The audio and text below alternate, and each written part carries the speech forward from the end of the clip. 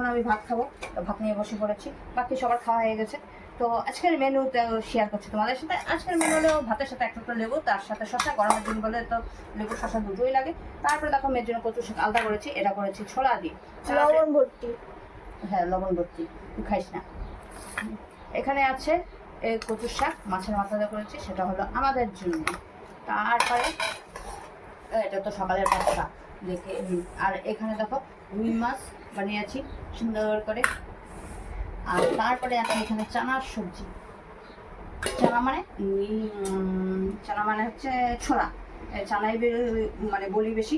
আর দেখো ঠান্ডা ঠান্ডা এক বোতল জল নিয়ে বসেছি, দেখে কি মনে হচ্ছে ফ্রিজের জল, কিন্তু এটা ফ্রিজের জল না, আমাদের পাইপের জল। সেটা দিয়ে খাবো শান্তি মতো। পাইপের জলটা অনেক ঠান্ডা। কচুর শাকের সাথে জমিয়ে খাবো একটু লেবু দিয়ে, এখন টেস্ট মতন। আর আমার মেয়ের কিন্তু এক একটা মানে ফুটা লাগে, যেটা মনে করো দেখা শোনা থাকে সেটা খাওয়াটাও শুনি, সেটা খাবো না। সেটা লবণ বেশি, ঝাল বেশি। খায় দেখো লবণ বেশি আছে। পাতা খাইলো দেখি, একদম পারফেক্ট।